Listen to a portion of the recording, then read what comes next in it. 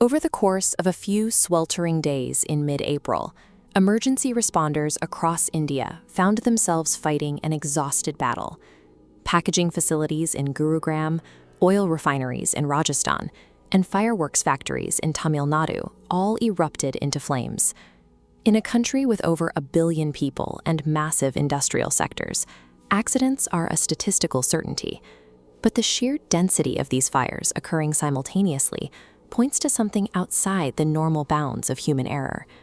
The connecting thread is an intense, aggressive heat wave that locked down the subcontinent, holding the daily temperature at a relentless 40 to 45 degrees Celsius. By late April, global meteorological tracking revealed a stark reality. Out of the 20 hottest places recorded on Earth, 19 of them were sitting squarely inside India. These factory blazes are the physical manifestation of extreme thermal stress.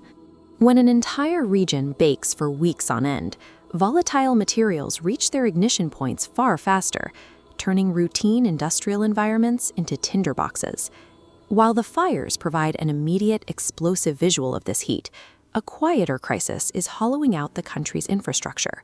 The extreme surface temperatures are triggering massive evaporation rates across the nation's central reservoirs.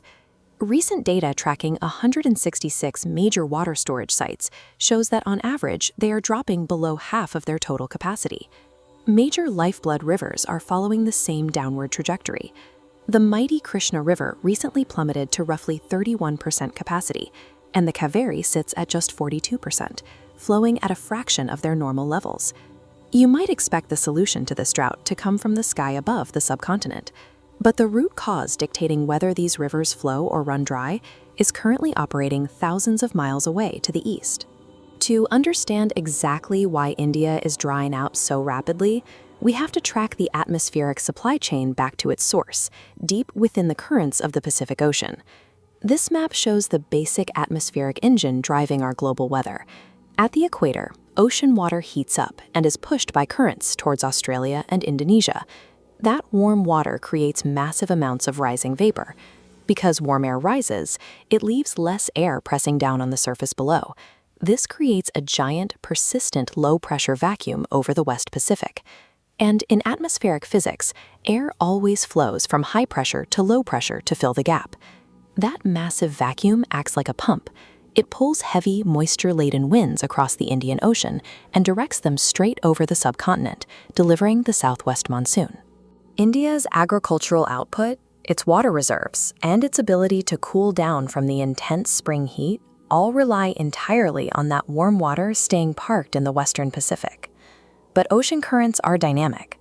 Every 4 to 5 years, that accumulated pool of warm water hits a physical tipping point and sloshes backward, flowing east across the Pacific. We call this reversal El Niño. When that warm water hits the traditionally cool coast of South America, it brings sudden, uncharacteristic rain and a massive boom in local fishing yields. The consequence for India is immediate. The moisture vacuum moves away, and the air over the subcontinent sinks, creating a high-pressure shield. That invisible dome physically blocks the monsoon clouds from ever arriving. This natural cyclical reversal has triggered significant droughts over the Indian subcontinent roughly 14 times in the last 65 years. What makes the current cycle distinctly dangerous is human-driven climate change. The Earth's baseline temperature has crept up by nearly 2 degrees Celsius, giving the ocean an enormous surplus of thermal energy to absorb and retain. Take a natural El Niño reversal, inject it into an ocean that is already boiling with excess artificial heat, and the system overloads. You get a Super El Niño. Right now, climatologists are tracking alarming indicators. The thermal conditions are rapidly aligning for a potential Super El Niño to hit around 2026 or 2027, carrying a magnitude the Earth hasn't recorded since 1877. The 1877 event is a grim historical benchmark. The resulting global drought decimated harvests so severely that the ensuing famine wiped out roughly 4% of the entire human population. While modern society has developed global aid networks and advanced logistics that 1877 lacked, our massive population growth has increased our reliance on centralized water and food systems. Even a minor percentage of disruption today translates to a humanitarian challenge involving hundreds of millions of people across multiple continents. Extreme heat halts physical construction, keeps tourists indoors, slashes safe working hours, and forces agricultural yields to plummet. The ultimate danger of a Super El Niño lies in the vulnerability of economic and agricultural networks that are designed to operate only within predictable weather patterns. We cannot physically build a wall in the middle of the Pacific Ocean to stop millions of gallons of warm water from sloshing eastward.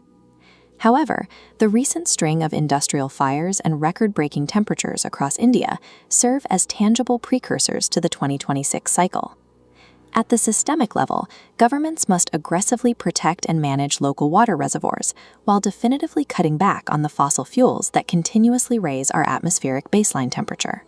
On a personal level, surviving these temperature spikes requires strict protocols, shifting physical work away from peak sunlight hours, maintaining high hydration, and treating heat exposure with the severity it commands. We cannot change the laws of atmospheric physics. Our survival relies entirely on our ability to adapt our society before the ocean finishes its deadly reversal.